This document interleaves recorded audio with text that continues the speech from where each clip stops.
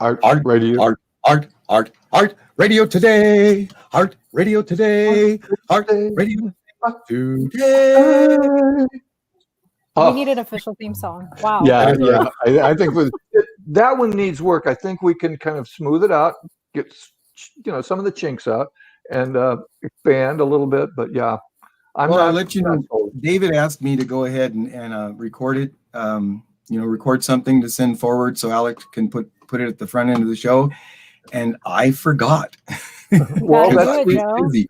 So just before the show, it was like, oh yes, just like Don Felder in the Eagles live album. I was not prepared and had to make something up right on the spot. There you go. Well, it wasn't as good as His Biz, no. No, that's okay. We're not entirely covered here today because our friend David Reed is missing in action. But happily enough, we have as a substitute our friend Shantae Arroyo, and she's going to be filling in for David. And she's our behind-the-scenes wizard. Oftentimes, she's connecting us all to you, our vast listening audience. She's our conduit to get from us to the many of you out there. The 17. Yes. The special 17. We love you guys. We love you guys. Bill and Joan, thanks so much for listening. Because you're the only ones who do. Anyway, no, we're Shantae. We're so happy to have you today. Yes, indeed. Yeah, thank you so much, guys. I'm happy to be here. What have you been doing for YubaSutterArts all this time? I've been doing a little bit of everything, and I think that's just how it works there, honestly. So I've been doing social media. That's typically me. Whenever you see posts, that I did that. Occasionally David will help out, which is always great. And then I've also been working on the arts and education programs that we have rolling out, hopefully this month. Yeah. Good. Yeah. Good. Okay, well, great. And so, we've been working with you on this show a few times now, and it's been really fun to have you. And so now you're up front and filling in for David. And do you are you in the office at any time at the Arts Council building? Yeah, I'm in there a few days a week. Usually just doing a little bit of everything, like I said. Yeah. And do you have any visitors at all, or people coming in with their masks on and stuff, or how's it going? Yeah, occasionally. Well, we work by appointments in the office. Okay. So if you call ahead of time, we will get a couple people, but not as much as we usually did, obviously. Yeah. We have people coming in. So well, at least there's still life. There's still life there. Yeah. Absolutely. Yeah, well, there'll be life there on stage and in the theater, and people will be coming back eventually. I think maybe we'll all can't see it not happening. Yeah, maybe we'll all get a Christmas gift of a vaccine. We don't know, and get it distributed. It's going to take a while longer, but it's all coming back around. This greatest minds in the world are working on this stuff to find a fix, to find a cure, and trust the science and move forward. We'll all be back in the game soon. Well, and you never know. There's always that stroke of luck where somebody figures something out. Yep, that's right. The accident. Yeah. Well, Shantae, thanks for joining us. And you're going to be delivering our news update, what's going on around town in a little while after we interview our guest. Joe, you want to just mention? Oh, no, wait a minute, Tom. There's something else first. You're not going to get off that easy, I don't know. How could I? You got your job to do. I know it's tough. You carry the heavy load. It's a heavy load, Joe. You have to write the song. You have to do the research. So the research, man. And then I have to. I make, of course, I'm getting wealthy off of this show, but most of my profit is dispersed to my crack team of researchers. And there's so many of them, and of course their family and mouths to feed. So, I feel it's an ongoing commitment that I keep up with weird news, and I have some for this week. Oddly enough, would you like to hear about it? Oh, yes. I thought you were setting us up for no news. No, there's always news somewhere. You turn over enough rocks, and you're going to find some news. Speaking of our crack team, we've got our wonderful engineer, Alex Sena, is there in Boston, but nonetheless keeping us on the air here in California. So this is Weird Art News. This is called Good Actors, Bad Singers. This is Weird Art News for 8/13/20. Let's log it. It'll be in the archives. We're all familiar with the term bad actor. Today we're focusing on good actors who are bad singers. They did not know they were bad singers. That's the problem. They just, nobody told them, and that's just something that happened that shouldn't have. So, for example, who could not be annoyed at Rex Harrison's talk singing his way through Dr. Dolittle, rhyming hippopotamus with why-notamus? That would be embarrassing for a good singer. Nobody really liked this movie. Nobody liked Dr. Dolittle with Rex Harrison. I mean, Eddie Murphy might have upped the ante a little bit, but nobody really liked this movie. But it was nominated for 9 Oscars, and none of those were for Rex Harrison's voice. And then how about Marlon Brando? That great tenor Marlon Brando in Guys and Dolls. You're only lucky when Brando sings "Luck Be a Lady" if the fast forward function on your remote is in good working order. That's the only way you're lucky, because it's a terrible job. And you can see he's probably in the middle of a dance step, but he's got his right foot up on that step there. It's just, it looks awkward. He looks like those are fins and he's some kind of a fish. That's what he looks like there. It wasn't good. He was much better than On the Waterfront, where all he had to do was mumble. And so I thought Stella had a little bit of a tune to it. There Stella, was, yeah, I think Marlon wrote Stella by Starlight. Actually, he didn't really do that, but anyway. So yeah, Marlon, whoever cast Brando in a singing role owes us all a big apology. That's kind of my sense of it. And then there's Pierce Brosnan in Mamma Mia. Great movie. I loved it. I thought it was a lot of fun. But Pierce, there's a couple of moments in that film where there's a little bit of a drop down, a little bit of the ball coming down a little bit. The level plane of entertainment just kind of took a dip there when Pierce opened up and raised his voice in song. I asked the question, were the voice doubles on strike?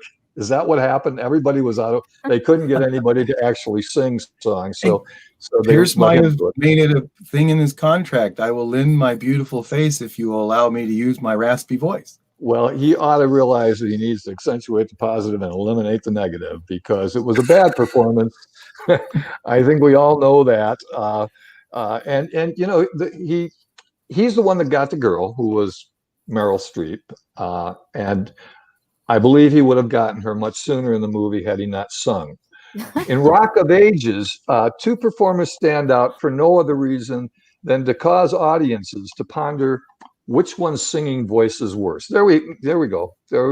Right there, we've got Rock of Ages here. We got Alec Baldwin, looking rough, and Tom Cruise. I don't think any of us really want to remember Tom in this role. It's not his best look, and of course Alec. Well, there you go. Yeah. Tom doesn't have a body surfing body. He should not do it. Geez, I don't know. I just think it was a stretch. You got Alec Baldwin and Russell Brand duetting on "I Can't Fight This Feeling," and leaving audiences with a feeling of nausea. And in the same movie, Tom Cruise sings "I Want to Know What Love Is." He's singing, now that's probably "I Want to Know What Love Is" right there. And now we know that it wasn't Scientology that ruined 3 marriages. It wasn't Scientology. It was, he should not sing. When Michael Caine played Scrooge and sang "A Thankful Heart," accompanied by a band of singing Muppets, there they are. In the Muppet Christmas movie, the audience only grew thankful when the song was over. That was probably the high point of the song. I beg to differ. I love that movie, always have, and his performance just accentuated how good everybody else sounded. I see. It was needed. You needed it. You didn't have anything to measure it. Joe, did anybody call you and say, "Hey, did you want a voiceover from Michael Caine"? Did that happen? Of course not. It didn't happen for anybody. That's why they let Michael sing it. And I appreciate your appreciation, but I just feel that whatever approval. Now, in the movie, Scrooge is trying to gain approval. And at the end, of course, he does. He becomes Mr. Good Guy. And, I think that for all the approval he gained by his turnaround and his conversion to goodness, he lost when he started to sing. I think the approval was gone. And so I think that in many cases, the only thing that prevents good actors from being good singers is their voice. I think that's the thing that mostly gets in the way. And well, Tom, I will offer you if we get to do applause again in the Christmas time. Yeah, I would like you to bring up Michael Caine's song. Okay. And demand that I sing it. I'm going to do it. And you can be Kermit. Yep. So that would be our first. That's our first song on that set list. Whenever we do applause again, I'm all for it. I want it written down. I want it in writing, Joe. Yeah. Drop the contract. It's forever on media now, so you can always just pull it up and say, "See, right there," just like Donald Trump. You said it. You know, these people, these kinds of singers could raise their voice in song appropriately in something like an Irish pub, you know, or a bar with a bunch of blind drunks singing. You know, there it would be effective. But movies, I think we should move on to the summary song, and the summary song is called "Don't Quit Your Day Job."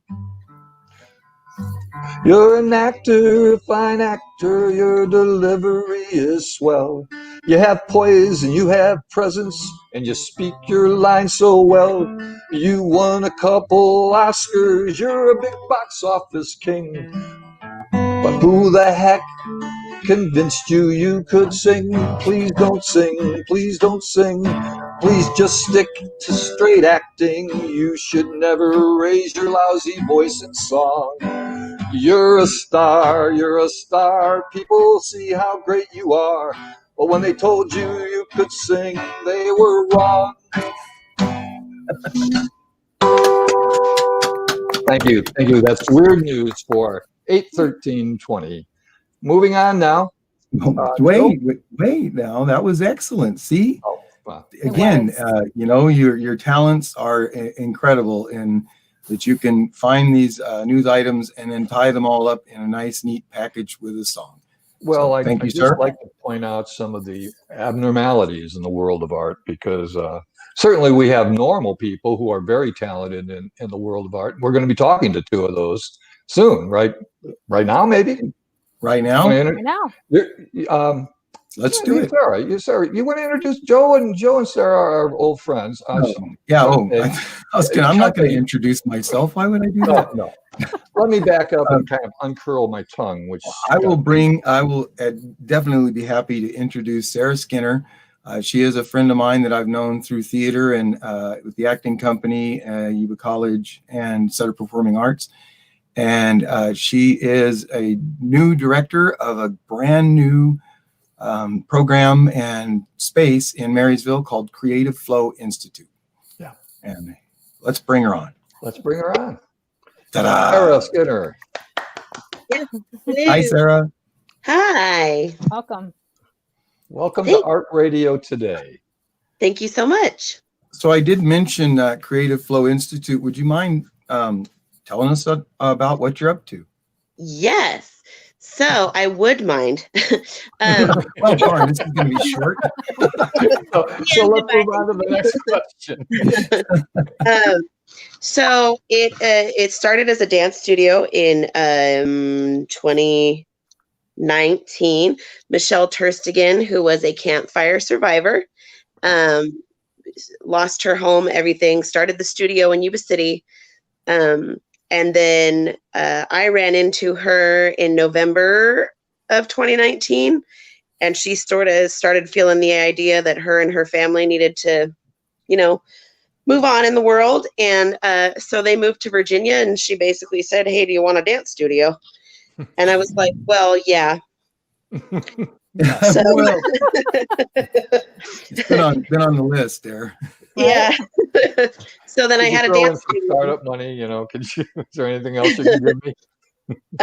But I have had a dream for a large portion of my life to develop a one-stop shop for the performing and fine arts, but geared towards serving at-risk youth or marginalized populations of youth, anybody on the fringes, juvenile hall kids, foster kids, LGBTQ youth, basically anybody you can think of that doesn't typically get the standard chance to play.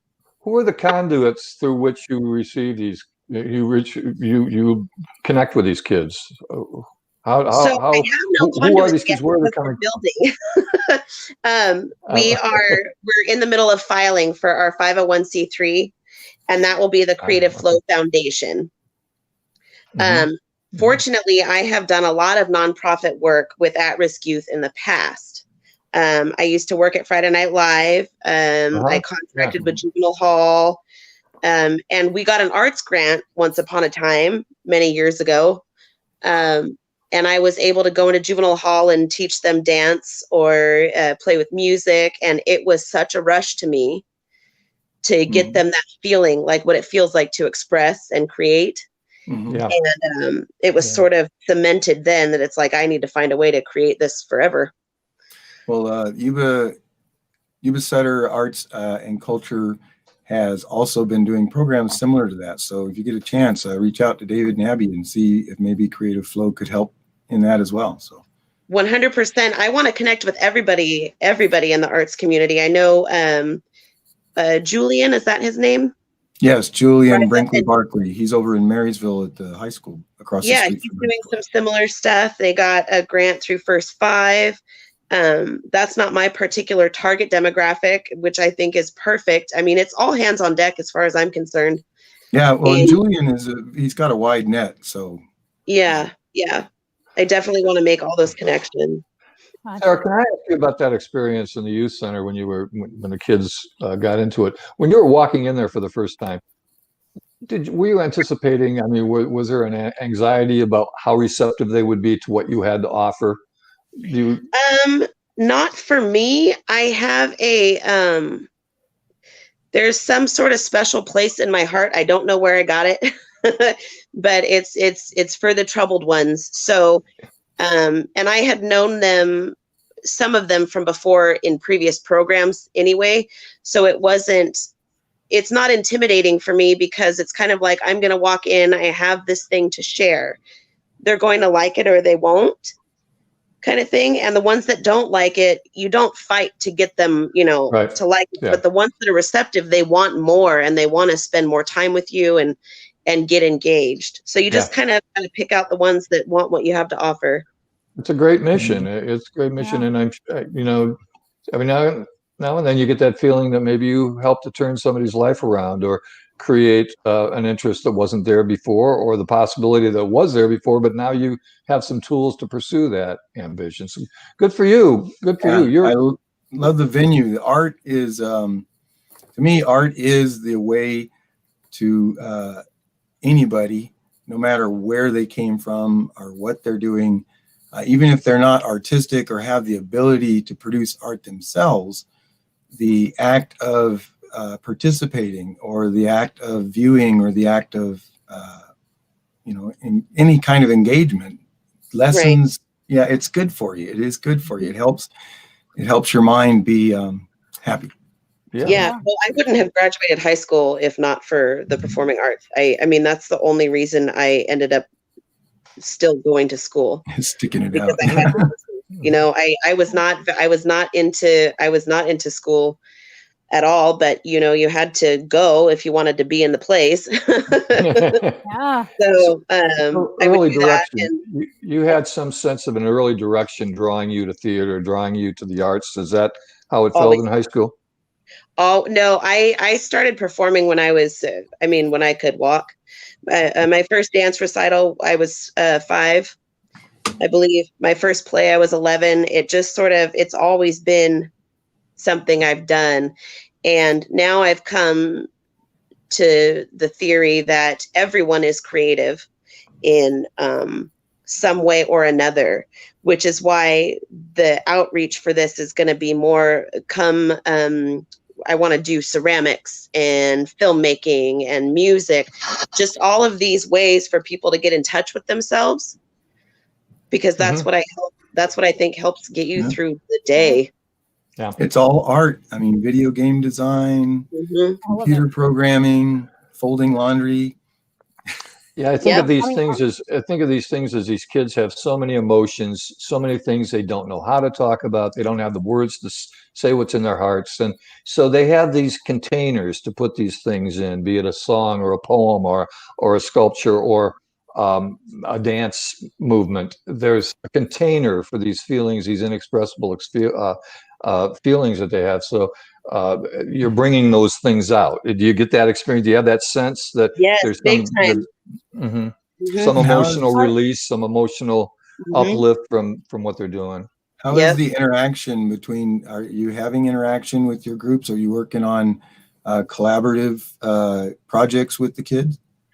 So that's what we will be doing. We have a connection with a gal on my board.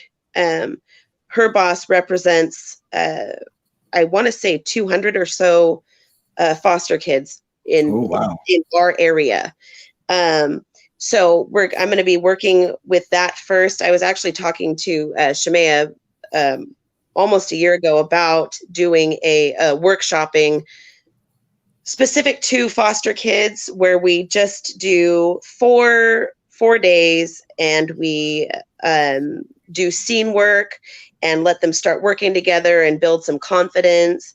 And back to what you were saying, Tom, that emotional release, the priority in this environment where we work is it has to be safe to do that. Yes. And then you have to have safe facilitators who know how to sort of close up the session and send them on their way, so that when they go back out into their whatever it is that they're surviving, you know, they still get that relief, and then they know they'll be safe the next time they come back. Yeah, go ahead, Shantae. I'm sorry. Yeah, no, art is a language in and of itself. It's a method of communication. So everything you guys are saying is so true. You know, you teach someone a new language essentially, and it's a language that doesn't have barriers in the way that, you know, other languages do. So it's that expression and that freedom essentially. Yeah. Yeah, the interpretation part. A lot of those kids don't get a chance to interpret it their way. They're told how it is. Correct. You know, and so they get confined, and what you're doing should provide them an opportunity to express themselves safely, like you said. And I think everybody deserves that. You know? I agree. I'm fascinated by what you just said about getting it closed down. We have facilitators that can. So, you know, in psychobabble terms, we talk about abreactions. You know, you're getting close to something that's really deep down, hurtful, and it's been recurring throughout somebody's life because of an earlier pain. And it comes to the surface sometimes very powerfully. And so does that, you're bringing these kids so close to their emotions that they've been maybe hiding, or do you ever get what I'm calling an abreaction, if that's understandable the way I'm defining it? Do you ever get that? That's happened to me often. Yeah, out of nowhere. It's back when I was working at Friday Night Live, we had a thing called the Youth Advisory Board. And I plan to have one of those at Creative Flow as well, where it's kids running stuff, basically making decisions. But you get in there, and it is just something that sort of happens when they are safe to do so. Yeah. It just comes out because they're already walking around with it. Mm-hmm. And so then it comes out with this person, and then that triggers this other person in the group. And it's like this huge ripple effect, which can get overwhelming. But for me, it's refreshing, and I love it because I know that they're moving through something, and at the end of the session, they will be okay. Do you play a role in kind of engineering or directing that kind of volatile energy or that emotional energy? Are you guiding that towards some sort of a that is resolution? That's my bag right there. Yeah, there you go. Yeah, especially with middle schoolers and high schoolers. I love those angsty teenagers, man. They are my favorite. Future actors and actresses. Yeah. There you go. Angsty teenagers. I'm going to start using that in my advertising. Welcoming angsty teenagers. Yeah. You deal with angsty adults, dude. Yeah, that's true. Sarah, that's so impressive.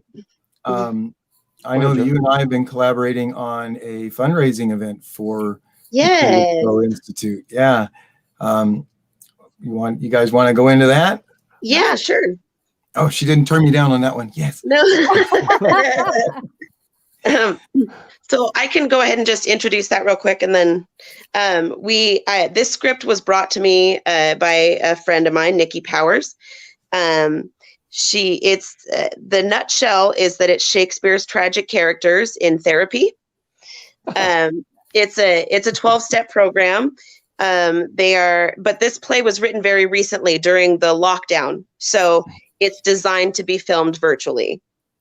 And I was working on another fundraiser when we closed, and I just wanted to do something, and so she brought me this script, and I talked to Shemaya, who will be here, and she was like, well, I'll direct it. She fronted the money for it, so she paid for the rights. And then I picked everybody. I mean, Joe, I've grown up watching Joe on stage around, in this area, aside from working with him in the past. We just sort of grabbed everybody. David Wheeler, another mentor of mine. We just grabbed a bunch of different actors, and everyone said, I'm in. I don't care what's happening. Just cast me. I don't care. So it kind of came together really, really fast. And so, yeah, it's been a unique experience. Yes, it has. Yeah. I've never done anything like it. I've been working in theater for 20 years, at least at the community level. And so I've done a lot of different things, and this was a first. I think a lot of us, it was a first. Yep. And including Shemaya. Alex, if you could bring Shemaya in. Oh, hi. Hi. Yeah, welcome. Have you been listening to us? Yes. Oh, darn. So Shemaya Sutton, thank you so much for joining us. Joe's got a question clearly to ask you on the tip of his tongue before I interrupted. So Joe, take it away. Actually, I was going to introduce her, and you did a wonderful job. Shemaya, would you tell us about yourself? Well, my name's Shemaya. I'm actually from Maryland, and we moved here about 7 years ago. I was originally in the Natomas area, and then we bought our house 6 years ago here in Yuba City. Okay. So. Oh, welcome. I've been here 5 years, and why am I welcoming you? You should be welcoming me, I think. But that's, welcome. Yeah, thank you very much. Yeah, we're welcoming her to our show. To our show. I actually have a question for Shemaya. Good. Just from a technical standpoint, I mean, how is that working with having so many people being a part of this who are all doing this virtually? Well, I'm educated, right? I've got my degree in theater. I've been trained. I've been doing it since I was 10 years old. But it's a different ballpark because, yeah, you're working with everybody virtually. Everybody's getting frustrated in different ways. It's not just theater anymore. It's really this weird bridge between theater and film. And I'm not really trained in film. So I've been learning a lot. I think everybody's learning a lot in this. And sorry, I forgot your original question at this point. It was the technical stuff. I can say honestly that I think people that deal in film, Matt Tomozik and Garage Studios does it. I think he would agree. This was not like film. This was unlike anything. Yeah. Anything. Yeah, it was very it's a hybrid. Weird. It was very weird.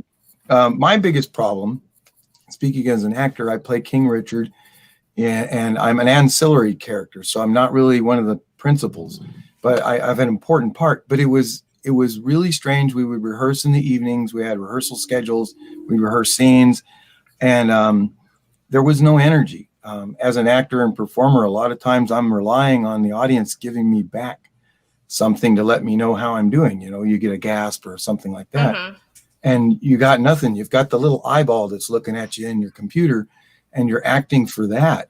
And that was extraordinary in trying to do it what you thought was well. I still don't know for sure because Shemaya never did really tell us for sure how we did.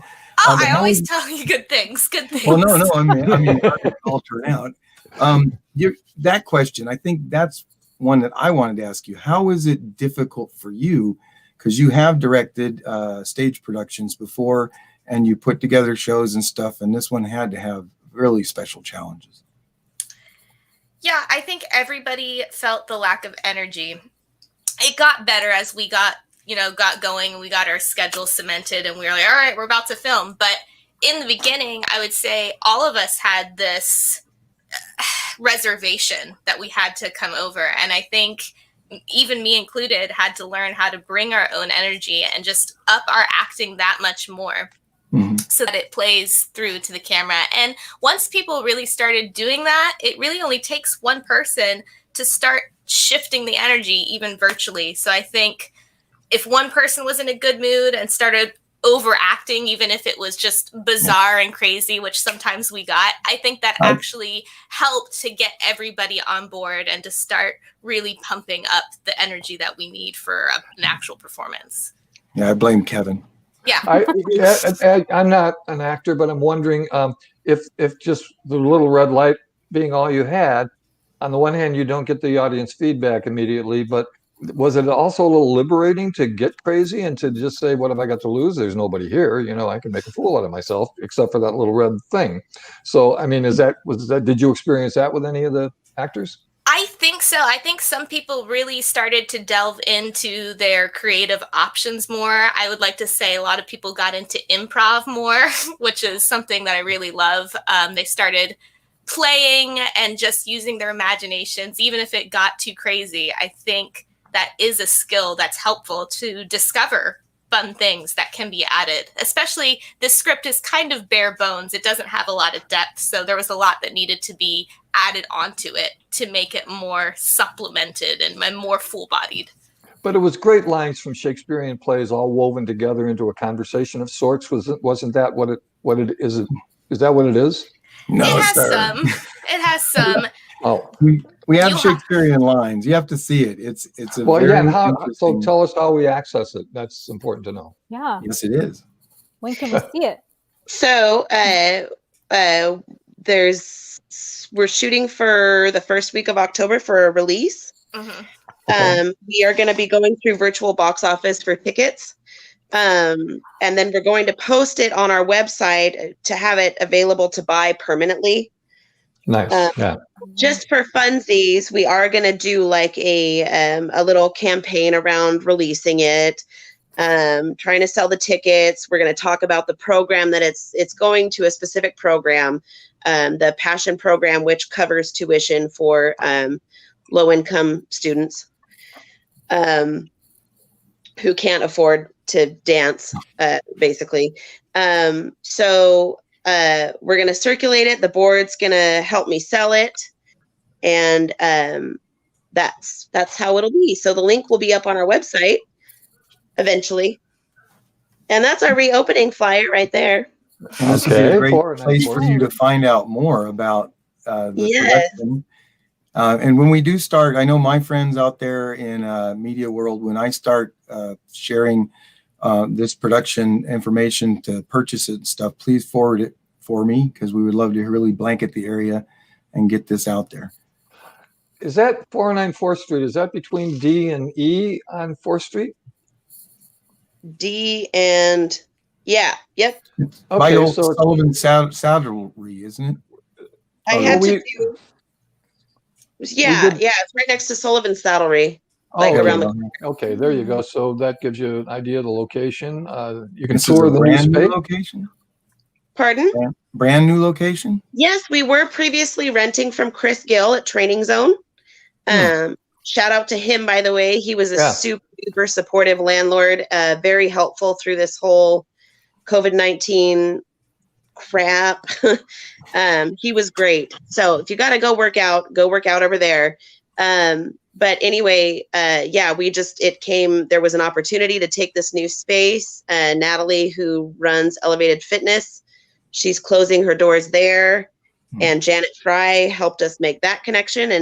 And I went and saw it, and I was like, I need this place. So we've got it. It's big. It's huge. The mirrors are already there. So we're going to be having a grand opening or grand reopening, socially distanced with masks. That's why I'm running it open house style, so people can sort of filter in and out.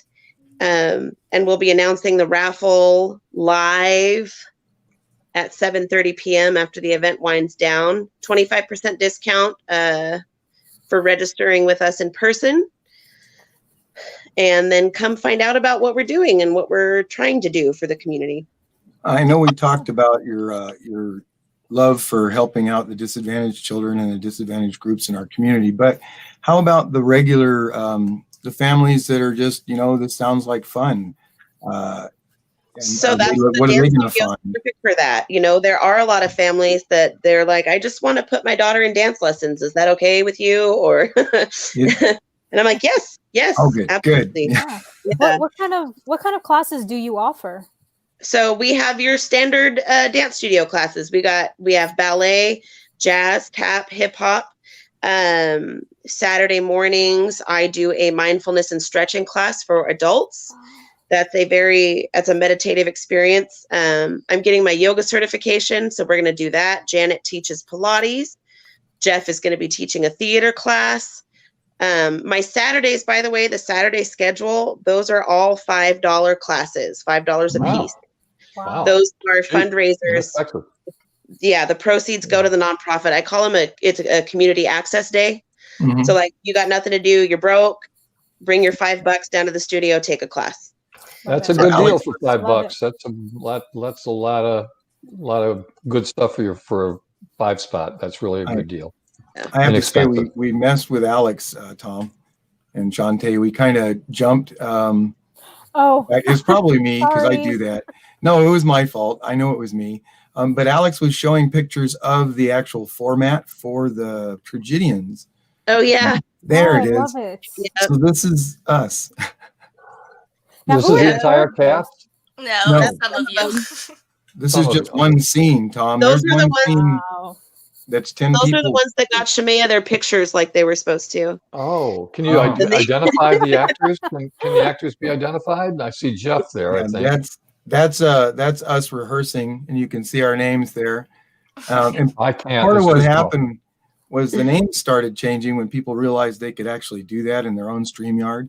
Yes. So that's when things started becoming a little more energetic because it became a game, and then other stuff. all it It was takes. very fun, very fun. So, Do I Thanks, see Alex. Travis? Do I see Travis Leonard there? You do. Yes. Oh, Amber okay. Colvin, Hey, yeah, Janet Amber. There's Fry, Amber. Yeah. Bill Buckner, Bill. Yeah. yep, David Wheeler, Kelly Yeah. Bernie. Cunningham. Where's Yes. Kelly? Let me see what. Steve Okay. came in from Colorado. Yeah. Yeah, Stephen we were Early. rehearsing one night, and he's like, "Yeah, it's supposed to snow tomorrow," and all of us are like, "What? What? No, it's not. It's like burning outside. We're literally burning out there." So, These are impressive performers. We're familiar with a lot of these folks. We've had some of them on our show, and they're just what a good bunch of actors. It's going to be really fun to watch this. I'm really looking forward to it myself because Yeah. the nice thing with doing this kind of rehearsal is I didn't really get to see a whole lot of the rest of it. Yeah. Now let's get some of the dirt here. Who are some of the really temperamental people? The prima donnas, the divas. Definitely Joe. Definitely Joe. Yeah. Okay, yeah. Makes sense. Yeah. Makes sense. I'm also going to lump myself into that category. This was very weird for me because I'm the director of the organization, but I wasn't the director of the show. And that was Shemaya, right? yes, so I was in a weird spot where I hopped into the actor role, and then I was confused about where I should and shouldn't step. And so of course things from time to time got a little messy, but I think we ended up pulling it off pretty well. And I mean, I am just temperamental. I'm an artist. That's good for kind of you. what Yeah. In that respect, it was no different than shows I've done on stage. I mean, yeah. you get a group of creative people together and they're working under a deadline and stuff, and they get snarky sometimes. Yeah. How Yeah. If many it doesn't meltdowns? happen, there's a concern. Yeah. There should always be a little bit of drama. It means it's all about you. Yeah. How many actual meltdowns do you allow yourself per perform? I mean, is there like a certain number of, emotional outbursts that are uncontrollable per meeting? I mean, is there a limit on that, or? I You give just myself free flow. one. If we're doing a standard show, it always happens during Tech Week where I'm just done with everybody. Okay. That's that's Yes. when I do it. Yeah. At least we all didn't get sick this time, because that usually what happened when we're all around each other like that. I'm not a Oh, wait, self there's three of us get sick. I'm not a self-promoter, but I do anger management therapy, and so Okay. I have cards. So, but no, Shemaya, if we can go back to you, you said something about I've been doing this since I was 10, I believe, was the earliest day. Maybe I got that wrong. Yeah, Yeah. what have you been doing? What drew you into all this, and give us a little history, a little chronology of stepping stones to now from 10 years old. Could you do that? Yeah. Hopefully I don't cry. Let's see what happens. Oh. So I We'll talk you started. through it. Yeah, I'm an at-risk youth. I mean, Sarah's whole mission. I mean, this is about kids like me. I started out. I mean, my first production when I was 10 in church, and then as I got older, I went to community theater. And I did a lot of actually tech work. I was designing lights, doing stuff behind the stages, and eventually I started getting small roles on stage as well. But if I had not had that community brought to me, and I was brought in by different people through my church, but if I had not had that, I really don't think I would be here. And I think that's pretty profound. I lost my brother last year to addiction, and I think that could have easily been me. And so I'm very grateful to the arts, and I really hope that this production and Sarah's vision does help more kids like me to find a better avenue. So theater has just been such a constant in my life. And if I didn't have it, I wouldn't be here. And so that's why I pursued it, in college and then now. So and our condolences about your brother and our admiration for your resilience to survive what you've been through and to thrive the way you seem to be thriving. It's great. What are so high school, college, what standout productions? What's your favorite role? What do you really look back on and say that was great? Gosh, I've done a lot now. So I guess I would say my favorite was probably at Sac State. I did Buried Child, and I got to play a woman who was 65 years old. So they did like this full-on makeup, huge wig. It was just really crazy, a huge transformation. Cool. And I got a nomination for an Irene Ryan for that, and I got to go on to compete, and I went to finals for region. I think we're region 7. So that was really, really cool. Yeah. Wow. Hey guys, we're going to move on to our news part of our program. But before we go, is there anything that we didn't touch on or that you would like to share? No, just come to our grand reopening. Pop in and say hi. I want to get to know the neighbors, the community better. Alex, throw that up one more time. Yeah. Marysville, to my knowledge, sort of tends to get underserved. And I just want to make sure y'all know there's somebody here. There it is. Yes. So what's the raffle? Can you give that away? Yeah, we're just getting 4 baskets together that are going to have some gift cards from local businesses, some homemade stuff, a month's worth of dance classes, just some random stuff like that. I'm not seeing the date. So what is the date on this? It is September 26th. The 26th. Okay. From 1:30 p.m. to 7 p.m. Is that a Saturday? Yep. Okay. All right. You two are adding entertainment and humor and fun and drama and uplifting the community, not only with entertainment, but with social purpose and involvement and engagement. You are 2 local treasures. Thank you for joining us today. It's been just an honor and a pleasure to talk to you. Thank you. Thank you. Bye, guys. Bye. Wow. What do you think? Great. Amazing. Yeah. And she started that out in like April. And then, of course, we all know what happened in March. Yeah. And it should have torpedoed the whole idea because everything just stopped in March. But they have kept fighting. And here they are going to go into a new space with a new purpose and stuff. So, yeah. Well, clearly some resilient and dynamic women there. They're just a couple of rule movers and shakers in the world of dance and in the world of public service. And we have our amazing, resilient woman with us right now. Yes, we do. Thank you. You are most welcome. What do you want, Joe? We want the news. We want the We real want the news. news. What's happening in our local world of art, Shantae? So many things, surprisingly, even though, of course, everything's virtual, we got a lot going on. So just yesterday, the YSAC murals crawl ended. I know that I think I saw Joe post quite a few photos. Yeah, yes, and you did. we got entries from all over the community. So I think it was a great success. And winners will be announced on September 19th on social media. So everyone keep an eye out. It was fun. I got a lot of great comments on my page from people who had no idea what was going on. So I would help explain. Some of them were like, "Oh, you did all those?" It's like, "Oh no."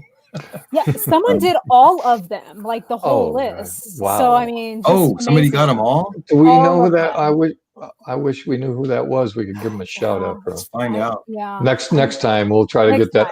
The crack team of researchers. For a bike ride. I used my bike to do all the ones I did. I did them while riding my bike. So yeah. Smart. Yeah. Except for the smoke part. Right. That's always the thing there. Yeah. So we also wrapped up the Sutter County Sheriff's Office Paint the Buttes art contest. And those of you who did enter that, be sure to get your canvases back in ASAP. And that contest was just for Sutter County students to paint the buttes. And we're going to be judging them soon and hopefully getting the winners out there. Their artwork is going to be in both the Sutter County Sheriff's Office and at Yuba City Arts and Culture. So are these going to be available for sale, or no? They're going to be permanently in. Oh, they're going to be permanent. Yeah, they're going to be permanent installations, so to speak. Yeah. This week we have quite a bit happening as well. We have Artist Alchemy happening on Tuesday with Laila Rivera, and that's going to be the 15th. Yeah, at 4 p.m. Yep. She's our artist in residence. Yes. Or is she not this year? She was last year. Yeah, she's a secretary now on the board. Oh, yeah. Yes. She joined the board. Yeah. She did. Yeah. Moving on up. Yeah. She's a great artist, and then she does so well to promote the cultural part of her art and stuff. And so she's a great fit. What a great fit for the that'll be a good show. She's been a big part of Yuba Sutter Arts and Culture as well. I believe that she was actually the person who is in charge of the Frida Kahlo event every July, I believe. Yes. So she does a lot for the community. That's a great energetic project, and so many people attend. And she's very passionate. And her husband's an artist too. So that's right. Yes. Yeah. Well, we'll be tuning into that. Yes, please do. Tuesday at 4, Shantae? Tuesday at 4. This Tuesday at 4. Thanks. Yeah. Also, another event that kind of popped up out of nowhere, but I think it's going to be a fun one. It's Poetry Square with Deanne Funston. Yes, and that is September 17th at 7 p.m. So brand new event that we're going to be doing regularly. She's invited some of her friends who are also poets. Angela James, Daniel Moore and Jennifer O'Neill Pickering are going to be sharing some of their poetry and some of their insights. So they're good poets, and I talked to Diane at our poetry slam, and she described it as 15-minute segments for each of 3 poets. So it's a 45-minute show, and they each get 15 minutes to present however they present, whichever way they present their words. So she's very excited, and she is the poet in residence now. That's right. And so this is her first installing of a program that I think is going to be a great thing. Yes, great idea. I give her props too, because she came to us with this idea. So it was all her. It's great. It's great. So are they going to have any dialogue between her and the kind of like we do with our guests? I don't know. I think maybe just brief introductions, but I don't know how Diane's setting it up. I'll be talking to her because I'm one of the guests coming up in like three weeks, 3 sessions from now, whenever it is. So, and she comes to the Poetry Slam, so I'll know more on the next show. I don't know about everybody else, but I would love to hear some of the thought process kind of stuff that goes into some of the pieces. I know we did that with Angela when she was on the radio with us last year. Yeah. And she's going to be part of that. She was so powerful, that woman. Yeah. Sorry. She was a really powerful poet. And all 3 are very fine poets and worth listening to, tuning into. If you like poetry, and if you don't like poetry, give it a chance anyway. You might find you actually do. Yeah. So, There's something for everyone. There is. Yeah, that's right. So what's left here? What else do we have? Just a couple of things left at the end of the month. We have the Songwriter Workshop with Tom Galvin. Yes, it's a wonderful place to share. So new time, Shantae, 1 o'clock on Saturday, the last Saturday of the month. We're going to try that so we don't compete with the open mics around town, and so many things go on Thursday night that we thought, hey, maybe if you're not watching a game or something, or you record the game, you'll pick some music with us and talk about songwriting with us on a Saturday afternoon. I don't drink, but you pop a beer, whatever, and just get your guitar out and we'll talk about songwriting. So judgment-free 1 o'clock last zone. Saturday of the month. Yes. Judgment-free zone. We are not critics. We are creators. Okay. Exactly. So, I want to join in on it for sure. I write a lot, and I'm hoping someday when I get a chance. Saturdays at 1 are tough for me because I'm busy all the time. I know you are, Joe, but I couldn't. I could try Wednesday morning at 3 a.m. and you'd be out on your bike drawing soccer. So I can't. Well, yeah.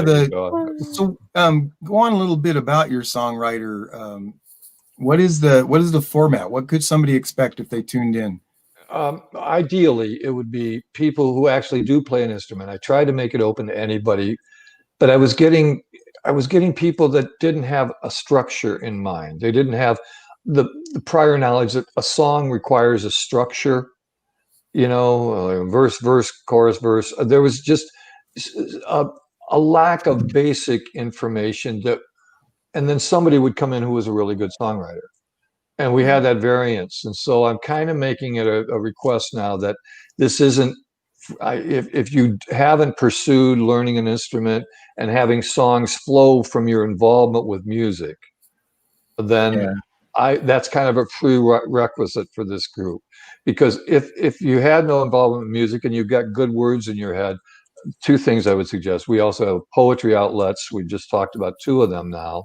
So really prize poetry as a separate art form, or you want to be a singer-songwriter or whatever you want to do, learn an instrument.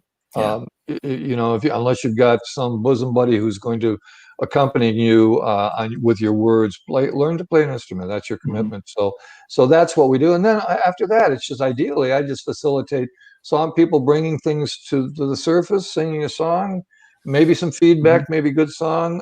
Where were you at when you wrote it? What was we had one night we had like a college professor, we had a guy from up in the foothills, and we had a rodeo. I'm not a rodeo. We had a cattle guy.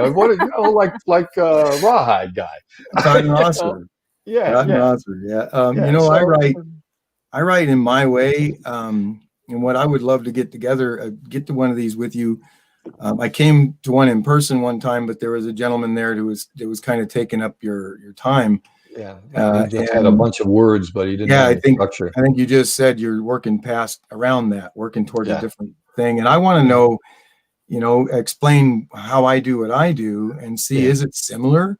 Yeah, that's what I just songwriters together to talk about their process, to share their songs, to say, I avoid, hey, that song sucks. We're not critics here, but it could be, hey, did you ever think about doing this at the end of that verse, or taking it to this, so just maybe some collaborations were formed. I have to say it's a slow starter. We're getting, trouble getting people involved. We think the Thursday night might have been a problem with that, but we're really going to try to push it again and see if some people will hop on Saturday afternoons. The Irish have a tradition. They call them sessions, and they're just go into a bar with guitars and play on a Saturday afternoon. Usually they pick Saturday afternoons and about 1 o'clock, and they go in and just grab some chairs around the bar and they start to play their Irish music. So I'm kind of patterning this thing on can we just have Saturday afternoon jam, sharing. Justin's Kitchen. Yeah. I love it.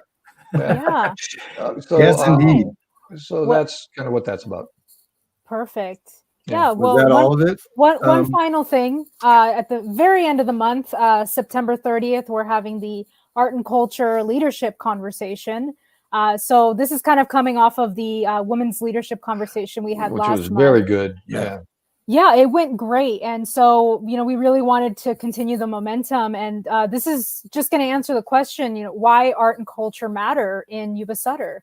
And we're going to have different artists with different mediums on. And, it's going to be a panel once again, lots of questions and something for the community to listen to and to enjoy. Who originated these panels? This is a great idea. Yeah, I think it was Abby and David. They, you know, they had Really? this wonderful idea last time with the women's leadership panel, and we did so well with it. I mean, we have, I think now over 2,000 views on it. It was really some sharp, funny, intelligent, savvy women, you know, coming up with ideas that I thought were inventive, thoughtful, affiliative, and just it was fun. It was fun. It was provocative, but it was fun. It was, you know, it's timely too. We have some really interesting women in this town in leadership roles, who I think their agencies are in good hands. They're impressive women, and so yeah, this is a good thing that's happening here at YubaSutterArts. It's really good, Tom, that you mentioned that, since one of the agencies was the United States Air Force. Good to know that's in good hands, man. That's right. Kind of important that is. Indeed. You know, to me, it's something in my lifetime to see a commander of an Air Force base is a woman. Yeah. I mean, when I grew up next to Shaw Air Force Base in South Carolina, I don't even think there were women pilots of any note. Yeah. So this is a fantastic. It's you know, just great to see those people and to hear them talk about how they persevered, what they went through, what their goals were, and how they stayed oriented and got it done and are in their positions was incredible. So from when you first were into now, it's all happened really quickly, because you're only about 35 now, aren't you? It's about 35 years old. You're talking to Shantae, no? No, I'm talking. Oh, wait a minute. I'm sorry. You mentioned yeah, age, and it wouldn't be a girl that he was talking to. No, yeah. Because I was surprised. Actually, I was surprised when Sarah said that she grew up watching it, because I thought you were about, you know, you're only about 35. So I at least I remember you telling me that. It was all the videos I sent her. Oh, okay. No, but yeah, great. It was a remarkable interchange of ideas with those women. And so that's the 30th, Shantae, that we're going to do. Do you know any of the people that are coming on? We're still working on that list, but we do have a few people. We have Vera Correa from the Alliance for Hispanic Advancement, as well as Jessica. I'm sorry, I don't know about her last name. Haugen, that's right. Okay, from the museum. From the Sutter County Museum, that's right. She's great. Yeah, she's great. Yeah, we have Tanya Mack from the Yuba Community College District, Grant Research, and Foster from the acting company. Everyone knows Foster. Campbell McManus. Yeah, that's right. Campbell McManus. Yeah, that's right. Yep. And Susan Miller from the Sutter Performing Arts Association. Yes. Oh yeah. She's our director. Good. Okay, there you go. That's an impressive. Yeah, that's another impressive group there, man. Yeah, I know that'll be a great conversation, because they're all involved in the arts and that kind of stuff. And I know that, like Foster with the acting company, Susan with our Sutter Performing Arts, we're all getting prepared to release what we're going to do in the upcoming season, considering COVID and stuff. So that'll be a great conversation. It's going to be great. Yeah, I'm looking forward to it. Whatever we're all going to do in the arts, we're going to do things. We're going to keep the arts alive here. Despite COVID, I think we've been doing a good job of putting out some pretty fun and interesting and entertaining products. And we're going to continue to do that. We want to get these doors open as soon as we can, but of course, until California Arts Council gives us the green light to do that, we can't. We also promote safety, and so we don't need green lights or anything. We need to follow our own guides about what's safe and what isn't, based on the science. But I think that we're going to keep our commitment. The local artists around this town have been really rising to the occasion and producing things virtually and wherever they can in person. And it's a great community to be a part of, and we're happy to be able to promote the arts here on this show. Today's show definitely showed that that COVID may restrain us, but it's not going to stop us.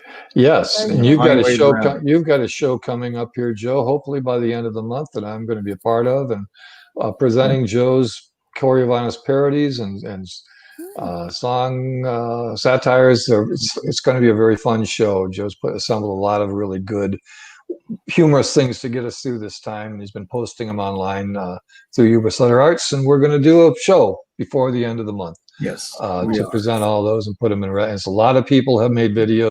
A lot of good artists around town are singing one of the songs that Joe wrote. Yeah. You know, and so it's all known songs that I rewrote all the lyrics to kind of poke fun at the virus and all the responses to the virus, like toilet paper shortages and stuff. Yeah. So it's gonna be a fun show. It has been a while since I've done one, so I'm hoping this will re-interest some of the people in it. And we do have artists such as Tom and Gay have sung one of my parodies.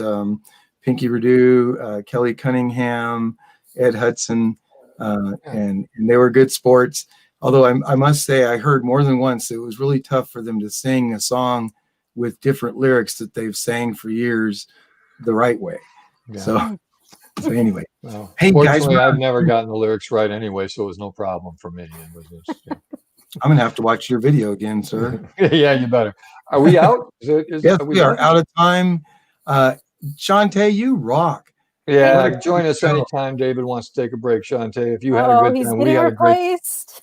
Listen, we had a great time with you today, so thanks so much. Indeed. Thanks everybody for watching. Thank you, Joe.